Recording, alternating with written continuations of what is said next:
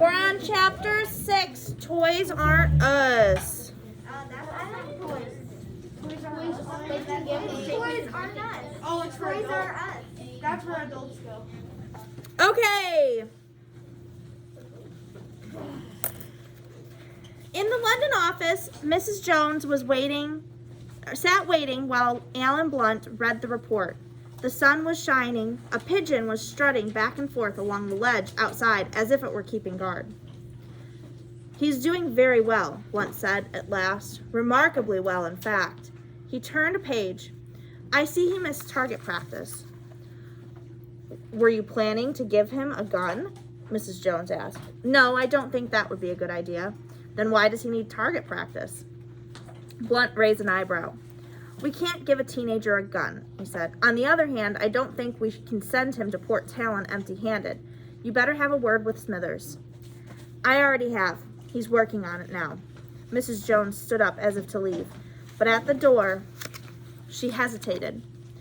I wonder if it's occurred to you that Ryder may have been preparing him for this all along, she said. What do you mean? Preparing Alex to replace him. Ever since the boy was old enough to walk, he's been being trained for intelligence work, without knowing it. I mean, he's lived abroad, so he now speaks French, German, and Spanish. He's been mountain climbing, diving, and skiing. He's learned karate. Physically, he's in perfect shape. She shrugged. I think Ryder wanted Alex to become a spy. But not so soon, Blunt said. I agree. You know as well as I do, Alan, he's not ready yet. If we send him into Sale Enterprises, he's going to get himself killed. Perhaps. The single word was cold, matter of fact. He's 14 years old. We can't do it. We have to. Blunt stood up and opened the window, letting in the air and the sound of the traffic. The pigeon hurled itself off the ledge, afraid of him. This whole business worries me, he said. The Prime Minister sees the Stormbreakers as a major coup, for himself and for his government. But there's still something about Herod Sale that I don't like. Did you tell the boy about Yasin Grigorovich? No, Mrs. Jones shook her head. Then it's time you did.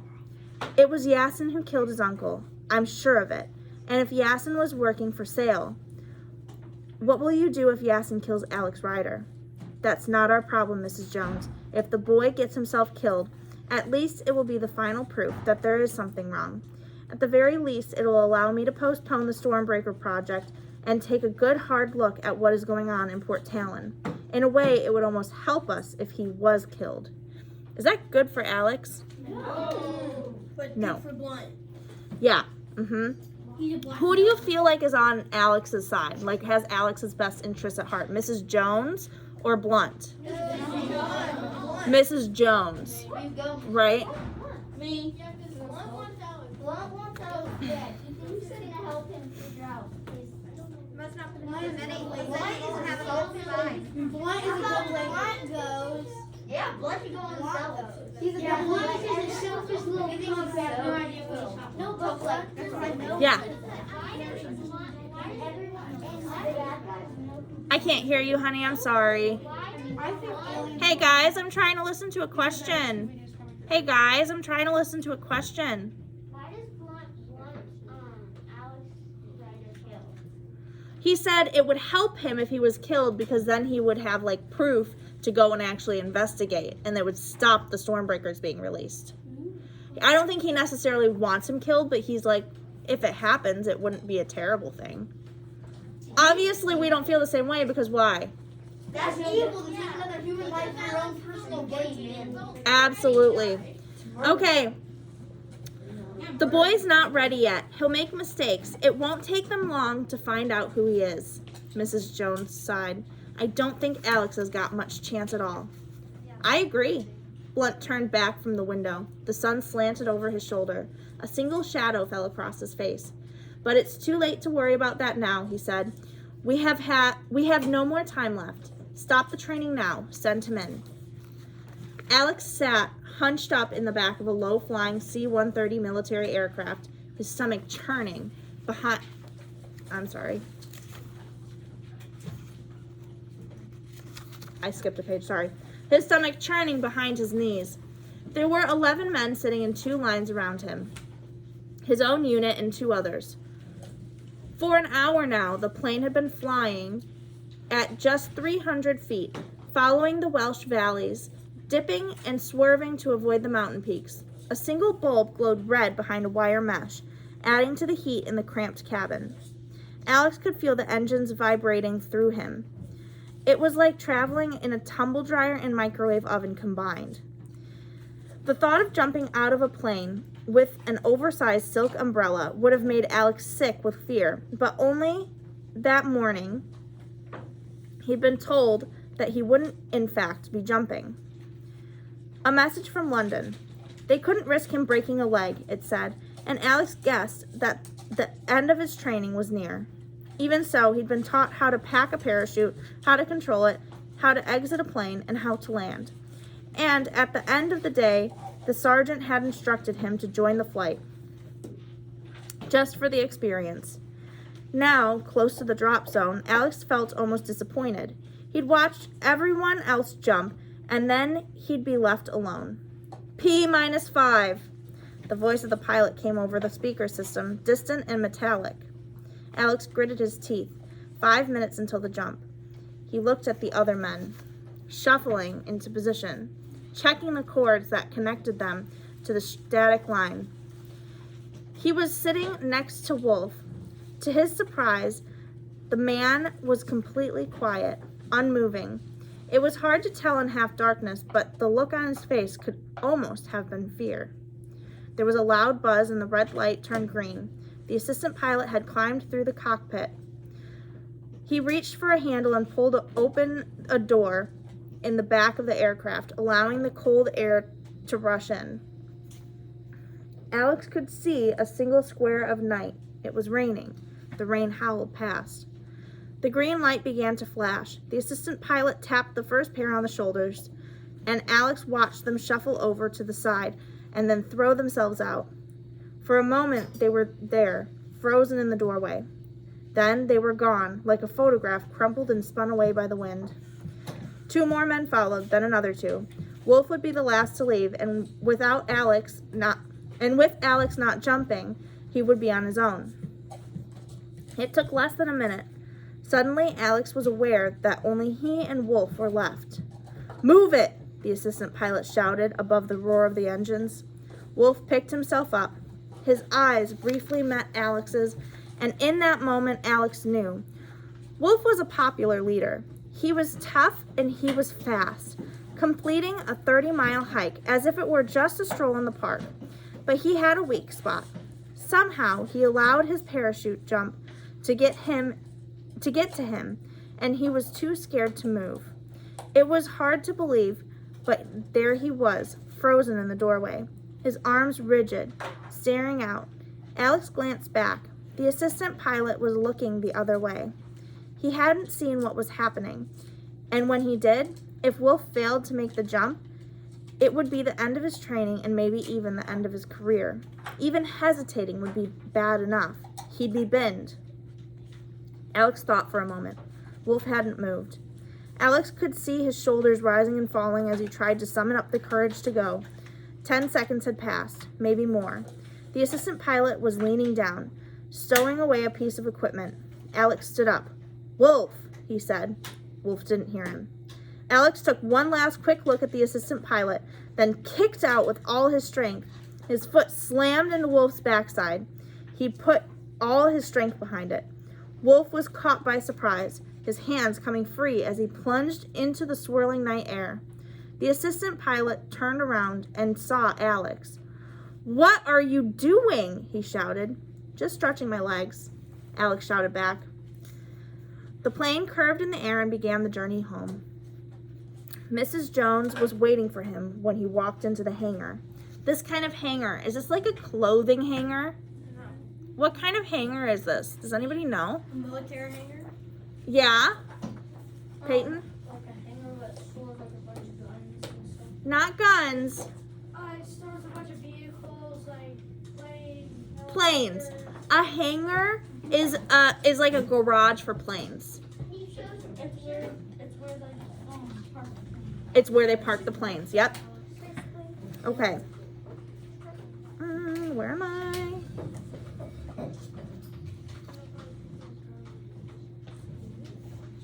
Okay. She was sitting at a table wearing a gray silk jacket and trousers with a black handkerchief flowing out of her top pocket.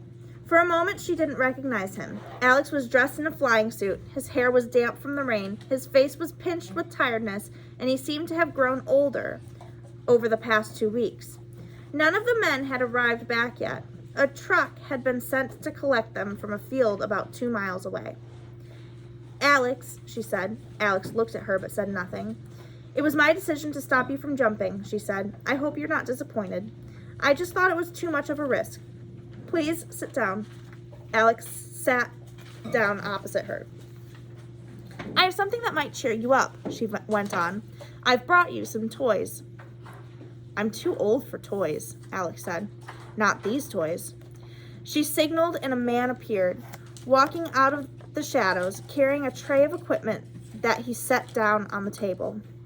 The man was enormously fat. When he sat down, the metal chair disappeared beneath the spread of his buttocks, and Alex was surprised it could even take his weight. He was bald with a black mustache and several chins, each one melting into the next, finally into his neck and shoulders. He wore a pinstripe suit, which must have used enough material to make a tent. Smithers, he said, nodding at Alex. Very nice to meet you, old chap. What have you got for him? Mrs. Jones demanded. I'm afraid we haven't had a great deal of time, Mrs. J., Smithers replied. The challenge was to think what a 14-year-old might carry with him and adapt it. He picked the first object off the tray, a yo-yo. It was slightly larger than normal, black plastic. Let's start with this, Smithers said. Alex shook his head. He couldn't believe any of this. Don't tell me, he exclaimed. It's some sort of secret weapon. Not exactly. I was told you weren't to have weapons. You're too young. So it's not really a hand grenade? Pull the string and run like heck? Certainly not. It's a yo-yo. Smithers pulled out the string, holding it between his pudgy finger and thumb. However, the string is a special sort of nylon, very advanced. There's 30 yards of it, and it can lift weights of up to 200 pounds. The actual yo-yo is motorized and clips onto your belt. Very useful for climbing. Amazing. Alex was unimpressed. And then there's this. Mr. Smithers produced a small tube. Alex read the side. Zit Clean for healthier skin. Nothing personal, Smithers went on, apologetically. But we thought it was something a boy of your age might carry. And it is rather remarkable. He opened the tube and squeezed some of the cream onto his finger. Completely harmless when you touch it, but bring it in contact with metal, and it's quite another story. He wiped his finger, smearing the cream onto the surface of the table. For a moment, nothing happened. Then a wisp of acrid smoke twisted upward in the air. The metal sizzled, and a jagged hole appeared. It'll do that to just about any metal, Smithers explained. Very useful if you need to break through a lock. He took out a handkerchief and wiped his finger clean. Anything else? Mrs. Jones asked. Oh yes, Mrs. J. You could say this is our piece de resistance. He picked up a brightly colored box that Alex recognized at once as a Nintendo DS. What teenager would be complete without one of these? He asked. This one comes with 4 games, and the beauty of it is each cartridge turns the computer into something quite different. He showed Alex the first game, Nemesis. If you insert this one, the computer becomes a fax photocopier, which gives you direct contact with us and vice versa. Just pass the screen across any page you want to transmit and we'll have it in seconds. He produced a second game, Exocet. This one turns a computer into an X-ray device. Place the machine against any solid surface less than 2 inches thick and watch the screen. It has an audio function too. You just have to plug in the earphones. Useful for eavesdropping. It's not as powerful as I'd like, but we're working on it. The third game was called Speed Wars. This one's a bug finder, Smithers explained. You can use the computer to sweep a room and check if somebody's trying to listen in on you. I suggest you use it the moment you arrive. And finally, my own favorite. Smithers held up a final cartridge. It was labeled Bomber Boy. Do I get to play this one? Alex asked. You can play all 4 of them. They all have a built-in game function. But as the name might suggest, this is actually a smoke bomb. This time the cartridge doesn't go into the machine. You leave it somewhere in a room and press start 3 times on the console, and the bomb will be set off by remote control. Useful camouflage if you need to escape in a hurry. Thank you, Smithers, Mrs. Jones said. My pleasure, Mrs. J. Smithers stood up, his legs straining to take the huge weight. I'll hope to see you again, Alex. I've never had to equip a boy before. I'm sure I'll be able to think up a whole host of quite delightful ideas. He waddled off and disappeared through a door that clanged shut behind him. Mrs. Jones turned to Alex. You leave tomorrow for Port Talon, she said. You'll be going under the name of Felix Lester. She handed him an envelope. The real Felix Lester left for Florida yesterday. You'll find everything you need to know about him in here. I'll read it in bed. Good. Suddenly she was serious, and Alex found himself wondering if she herself was a mother. If so, she could well have a son his age. McKenna, can you please put that down? It's very distracting. She took out a black and white photograph and laid it on the table. It showed a man in a white t-shirt and jeans. He was in his late 20s with light, close-cropped hair, a smooth face, and the body of a dancer. The photograph was slightly blurred. It had been taken from a distance, possibly with a hidden camera. I want you to look at this, she said. I'm looking. His name is Yasin Grigorovich. He was born in Russia, but he now works for many countries. Iraq has employed him, also Serbia, Libya, and China. What does he do? Alex asked. He's a contract killer, Alex. We believe it was he who killed Ian Ryder. There was a long pause. Alex had almost managed to persuade himself that this whole business was just some sort of crazy adventure, a game. But looking at the cold face with its blank, hooded eyes, he felt something stirring inside him and knew it was fear. He remembered his uncle's car, shattered by bullets. A man like this, a contract killer, would do the same to him. He wouldn't even blink. This photograph was taken 6 months ago in Cuba, Mrs. Jones was saying. It may have been a coincidence, but Herod Sale was there at the same time. The 2 of them may have met. And there is something else, she paused. Ryder used a code in the last message he sent, a single letter Y. Y for Yasin? He must have seen Yasin somewhere in Port Talon. He wanted us to know. Why are you telling me this now? Alex asked. His mouth had gone dry. Because if you see him, if Yasin is anywhere near Sale Enterprises, I want you to contact us at once. And then we'll pull you out. It doesn't matter how old you are, Alex. If Yasin finds out you're working for us, he'll kill you too. She took the photograph back. Alex stood up. You'll leave here tomorrow morning at 8 o'clock, Mrs. Jones said. Be careful, Alex, and good luck. Alex walked across the hangar, his footsteps echoing. Behind him, Mrs. Jones unwrapped a peppermint and slipped it into her mouth. Her breath always smelled faintly of mint. As head of special operations, how many men had she sent to their deaths? Ian Ryder and maybe dozens more. Perhaps it was easier for her if her breath was sweet. There was a movement ahead of him, and he saw that the parachutists had gotten back from their jump. They were walking toward him out of the darkness, with Wolf and the other men from K Unit right at the front. Alex tried to step around them, but he found Wolf blocking his way. You're leaving? Wolf said. Somehow he must have heard that Alex's training was over. Yes. There was a long pause. What happened on the plane? He began. Forget it, Wolf, Alex said. Nothing happened. You jumped and I didn't. That's all. Wolf held out a hand. I want you to know I was wrong about you. You're all right, and maybe one day it would be good to work with you. You never know, Alex said. They shook. Good luck, Cub. Goodbye, Wolf. Alex walked out into the night. Chapter 7. Pizza. Okay, Pizza. so what I need you to do is I need you to log in. I need you to get to our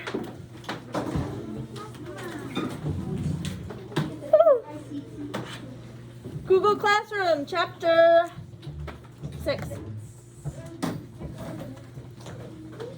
I wonder what we're doing in PE besides the test.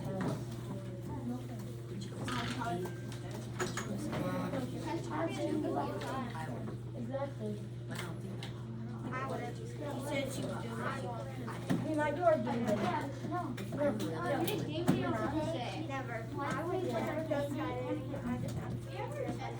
I know, but if we all finish our test.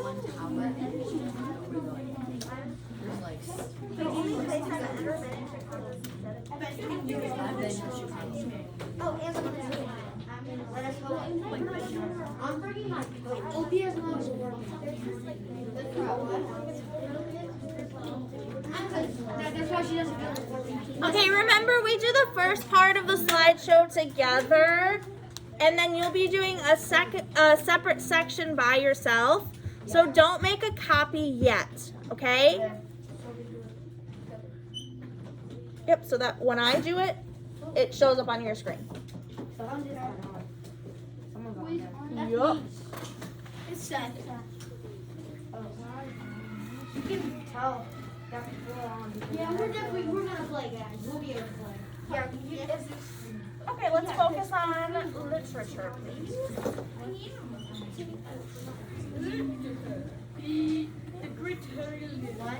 Why did that sound good?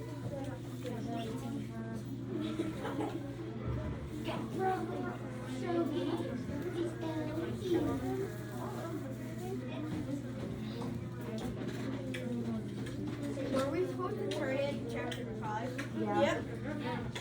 I think I turned in chapter 5.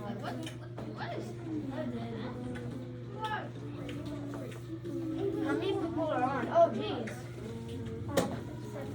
Get it? Toys on us. Toys on us. Toys R Us. Toys are us. Toys aren't us. No one really get that fun. Other people. It's not really a fun. Actually, no, it is. Well, Because there's someplace. Okay, cool. there's 12. Okay. I'm going to put this here. Bro, Chaz, why is your thing so weird? The face? Yes. It's known as a Terminator. All right. Let's talk about these vocab words.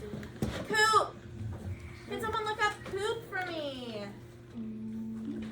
Jessica. A sudden, violent, and illegal seizure of power or from a government. Yeah, okay, so it is a sudden grab for power. So if you're organizing a coup, you're usually getting a bunch of people together to do something either against the government or you're part of the government and trying to gain more power. Hangar. What did we say that was? Yeah. A large building with an airplane. A building to hold airplanes. Is this showing up on your screen? Yeah. Awesome. Wisp. Yeah, Jaden.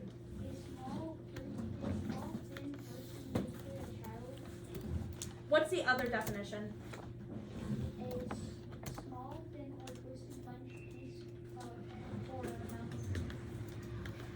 Yeah, a small and thin piece. Okay, so if we think of a wisp of smoke, it's just like a little right? It's a little string of it, right? That just kind of like steam, right? Yeah. Okay, acrid.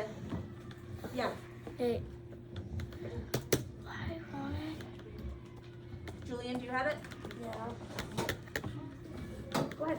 Having an irritating, strong, and unpleasant taste or smell. Irritatingly strong smell. So a wisp of acrid smoke would be like a little of like really nasty smelling smoke, right? Okay. we're gonna do a couple of these questions together. We're gonna be doing the first one. As you read this chapter, keep close attention on Wolf. How is he different from the other SAS trainees? So how was he different? Henry.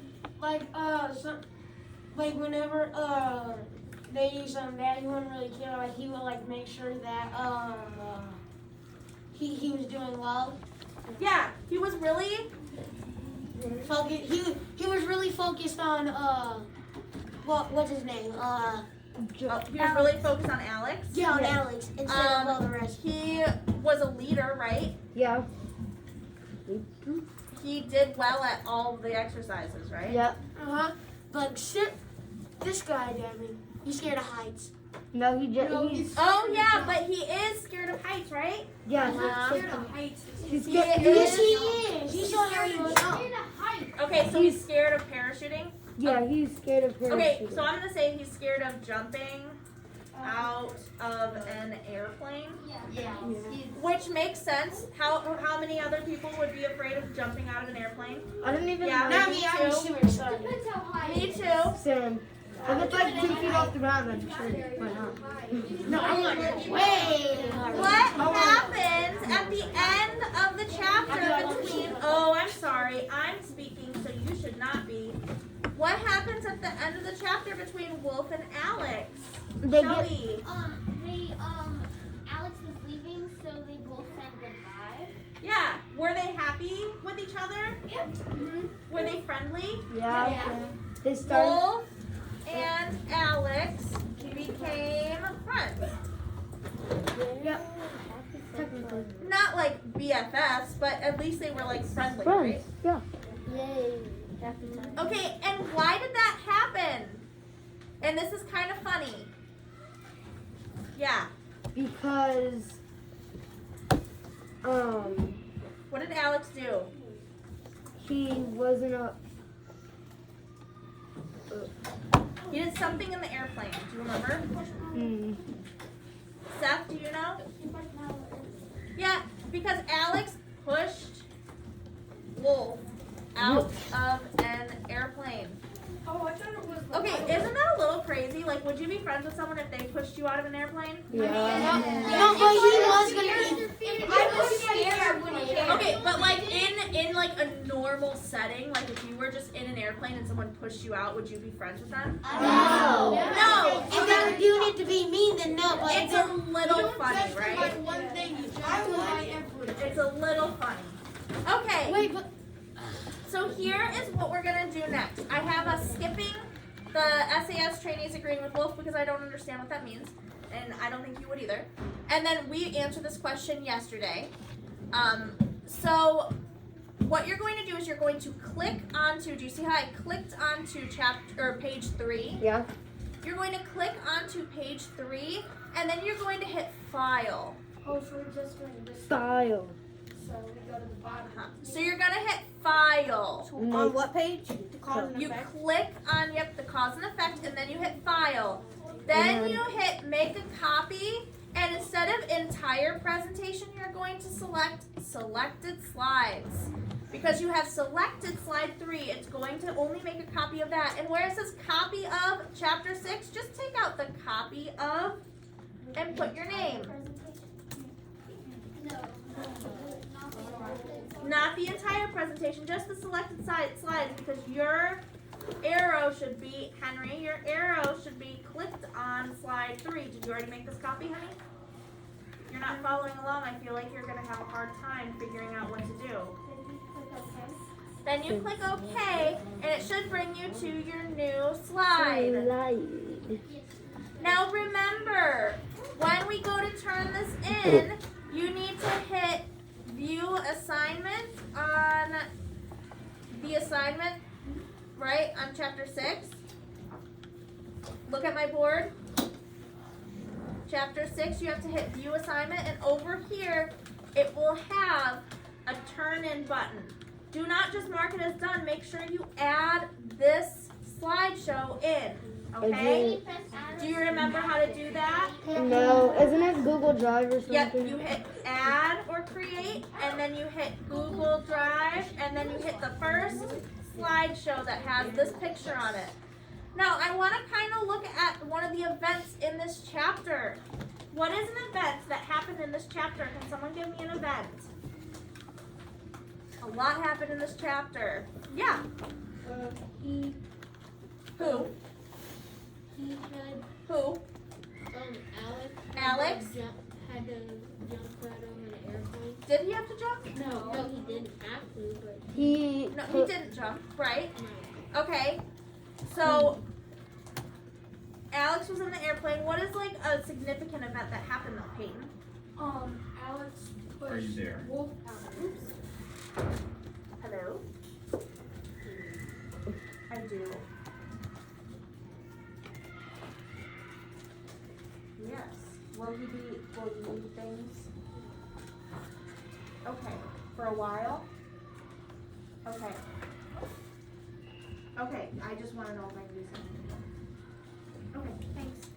Bye. Hey, Seth, can you grab all of your stuff from your homeroom and a book and head to the nurse's room or the office? Thank you.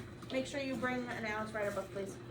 Who's it? Okay, Alex pushed Wolf out of Hey, Henry, let's focus. Alex pushed Wolf out of the airplane. Now, since you're really frustrated because you're not following my directions, I asked you to make a copy of this. We're not doing this part together on the screen anymore. You actually have to do some work. So you should be typing what I'm typing in there. Alex pushed Wolf out of the airplane. So what happened as an effect of this? You're going to put that's what you're going to do, awesome, in the effects portion. So you write in, Alex pushed Wolf out of the airplane. That caused something else to happen. Okay, that is our cause. Before, we did just an effect. Now we're doing a cause. What did this cause to happen? So you're going to put the effect of this cause in this graphic. When you're finished, you're going to turn that in. When you're finished with that, until we dismiss, you're going to be working on vocabulary.com. Make sense? If you have questions on how to turn it in, please let me know. Okay? All right.